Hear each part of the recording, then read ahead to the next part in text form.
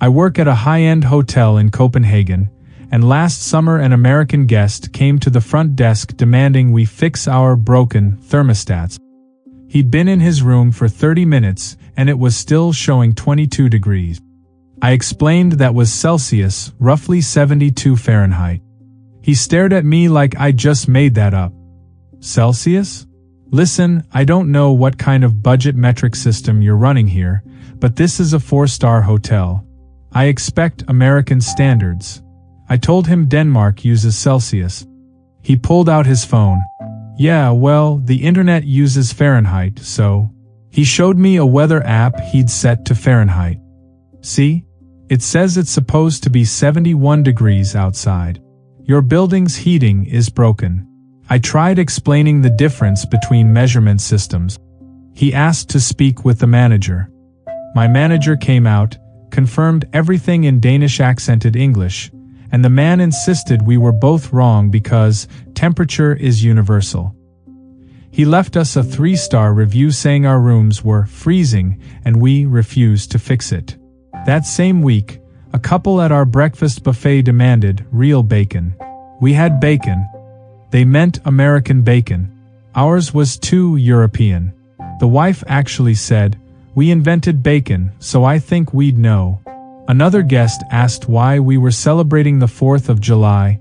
Wrong, because we didn't have fireworks. It was July 8. We're in Denmark. This is my life now. Americans traveling with the unshakable confidence that the whole world is just America with weird accents. I'm a train conductor in Austria, and an American tourist once argued with me about which country we were in. We were stopped at Salzburg station. He looked out the window, saw the Alps, and insisted we were in Switzerland. I told him this was Austria. He said, "No, mountains like that are Swiss. I've seen pictures." I showed him the station signs. All in German, all saying Salzburg, Austria. He squinted at them and said, "But Switzerland also speaks German." Technically correct, but irrelevant. I explained Austria and Switzerland are different countries. He got annoyed. Okay, but this is the Swiss Alps region, right? So it's basically Switzerland. I told him we were firmly in Austria, always have been, always will be. He pulled up Google Maps, which clearly showed Salzburg, Austria. He zoomed out, saw Switzerland nearby, and goes, "See? We're right on the border.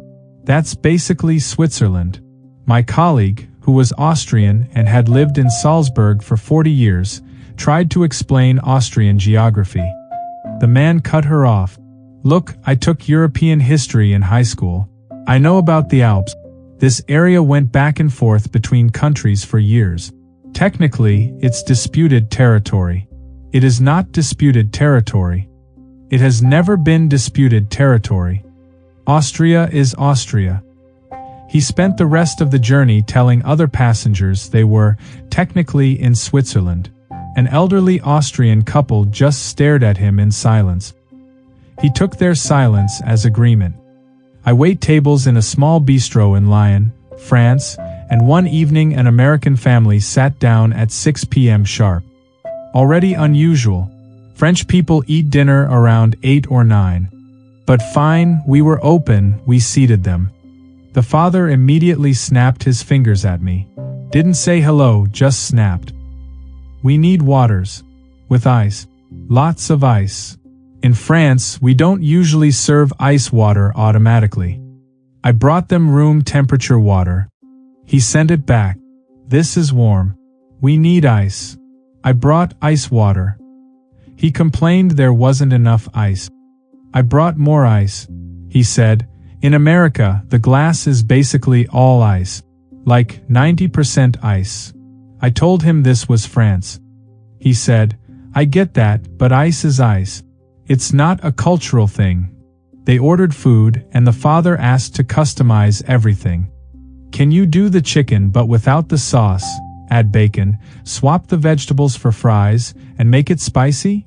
I explained our chef prepares dishes as designed. He looked offended.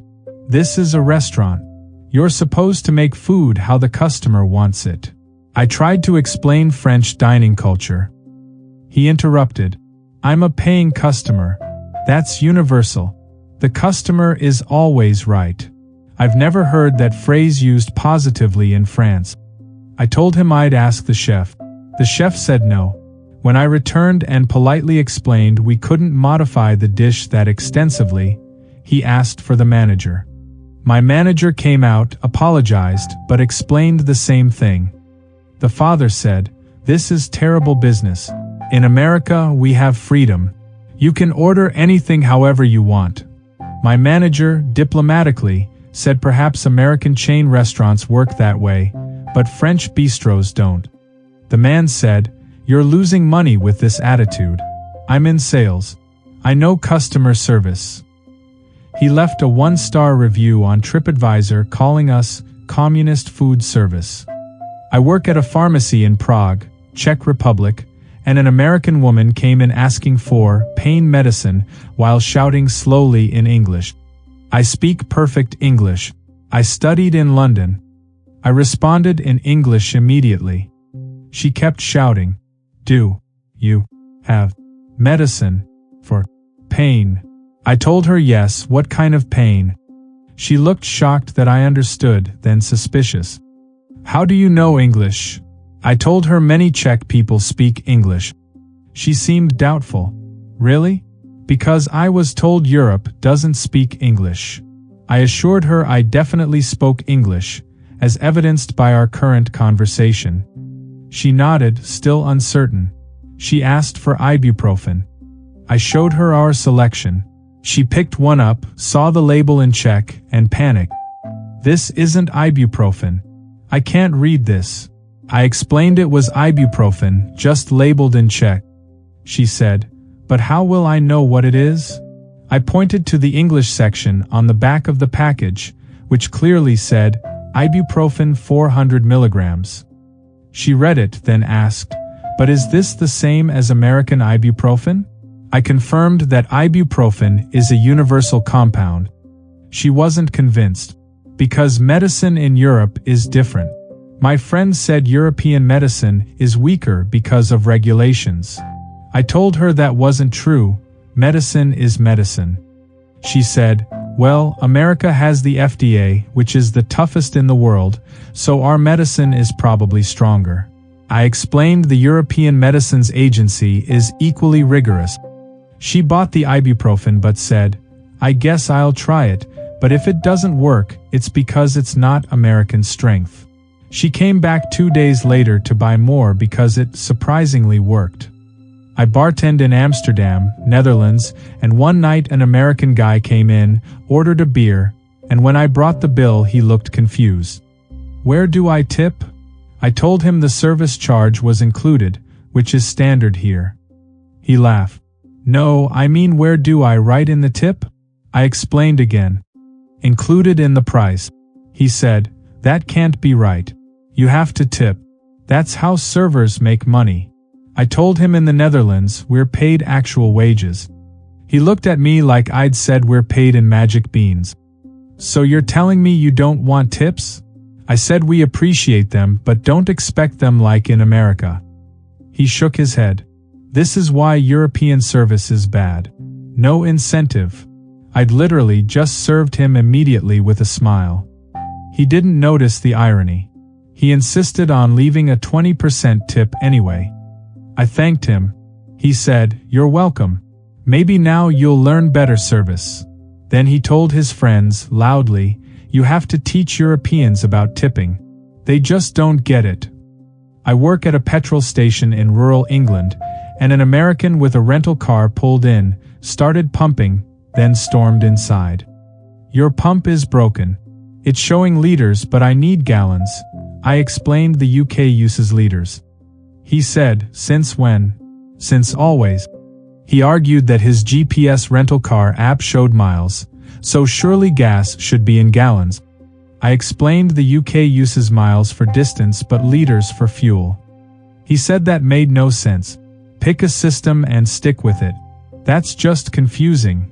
I agreed it was a bit odd, but that's how it is. He said, "Well, I'm not paying for liters, convert it to gallons. I told him the price was in liters. He'd have to do the math himself if he wanted gallons. He stared at his phone for 5 minutes trying to convert. Gave up. Paid for the liters. Then complained, "This is why America is better. Our system makes sense. Gallons, miles, Fahrenheit simple." I didn't mention that literally almost no other country agrees. I'm a barista in Rome, Italy, and one morning an American ordered a large coffee to go. I asked if he meant espresso or an Americano. He said, "No, just regular coffee. Large. Italian bars don't really do regular large coffee to go. We do espresso." I explained. He said, "Okay, but I need like a Starbucks-size coffee. We are not Starbucks." I offered him a double espresso or an Americano in our largest cup. He sighed like I was being difficult. "Why is it so hard to get normal coffee in Italy? You guys invented coffee." We didn't invent coffee, but I didn't argue. I made him an Americano. He took one sip and said, "This tastes weird. Can you remake it?" I asked what was wrong. He said it tasted too strong, but also watery. "That's an Americano." He said, "In America, coffee doesn't taste like this." I told him that's because American coffee is drip brewed. This is espresso-based. He insisted I was making it wrong. "I've had Italian coffee before. At Olive Garden. This isn't it." I did not know how to respond to that. He asked for sugar. We gave him sugar. He put in 6 packets and said, "There. Now it tastes like coffee." I work at a museum in Berlin, Germany, and we have strict rules about photography in certain exhibit rooms. An American tourist was taking flash photos of everything. I politely told him no flash photography in that section. He said, "Why not?" I explained it damages the art. He said, "I'm not touching it." I clarified that the light from the flash, over time, causes deterioration. He looked skeptical. "Light damages art? That doesn't make sense. Art is meant to be seen." I tried explaining conservation. He said, "I paid to get in. I should be able to take pictures." I told him he could take pictures without flash. He said his phone didn't take good pictures without flash. That wasn't the museum's problem. He kept taking flash photos. I warned him again. He said, "You know, in American museums we have freedom. We can take pictures however we want." That is absolutely not true in most American museums, but I didn't argue. I called security. Security asked him to stop. He complied, but spent the rest of his visit muttering loudly about European restrictions and anti-freedom policies. He left a review saying we were Gestapo-like about photos. We're a history museum. About the Gestapo. The irony was lost on him. I work at a McDonald's in Tokyo, Japan, and one day an American asked for real American beef for his burger. I was confused. Our beef is the same quality beef McDonald's uses worldwide. I explained this. He said, "No, Japanese McDonald's uses substitute meat. Everyone knows that." I had no idea where he heard this. I assured him it was real beef. He said, "Then why does it taste different?" I explained it was fresh, not frozen. He said, "Exactly. Not real." I did not follow his logic. He demanded to see supplier certificate. I showed him in Japanese. He said they didn't count because they weren't in English. I explained we were in Japan. He asked for the manager. My manager spoke less English than I did. He asked for the American manager. We did not have an American manager. We had Japanese managers in Japan. He eventually ordered, ate the burger, then left a review saying our beef was communist propaganda and not real meat. He gave us 1 star for a McDonald's in Tokyo because the beef tasted too fresh. I work at a currency exchange in Barcelona, Spain, and an American tried to pay for his exchange fee in dollars. I told him we needed euros. He said, Dollars are worth more. Just take these. I explained we needed euros for the transaction. He said, the dollar is the world's reserve currency. It's accepted everywhere. It is not accepted at random Spanish shop. I told him we needed euros. He argued for 10 minutes that dollars should be accepted anywhere because America is the strongest economy. I agreed America had a strong economy, but we still needed euros. He called it discrimination. Eventually he exchanged his dollars for euros, paid the fee in euros, then complained the whole time that Europe is anti-American. We are not anti-American. We are pro-euros in Spain. I work at a cafe in Sweden, and an American woman ordered iced coffee. I made her an iced coffee. She took one sip and said, "There's not enough ice." I asked how much ice she wanted. She said, "Like the whole cup should be ice." I explained that would be mostly ice, very little coffee. She said, "That's how we do it in America." I told her this was Sweden. She said, "Ice is ice. It's not cultural. We've had this debate before." I gave her more ice. She said it still wasn't enough. I literally filled the cup with ice and poured coffee over it. She was satisfied. She drank it in 3 sips because it was 90% ice. She ordered another one and complained about how expensive Swedish coffee was. I did not mention she just paid for 2 cups to drink 1 cup's worth of actual coffee. I manage a bookstore in Dublin, Ireland, and an American once asked where our English books section was. I told him the entire store was in English. He said, "No, I mean American English. The real English." I explained we used British English spelling in Ireland. He seemed concerned. "So like you spell color wrong?" I told him we spell it color, which is how it's spelled in English. He said, "But that's the British way." I reminded him we were in Ireland. He said, "Yeah, but you speak English, so you should spell it the American way since we perfected it." I did not have the energy to debate linguistic colonialism with a tourist. He bought a book, then came back an hour later to complain that it was full of spelling errors. The book was edited by Irish editors, published in Dublin, and used Irish English. He wanted a refund because he couldn't read British spelling. I didn't give him a refund.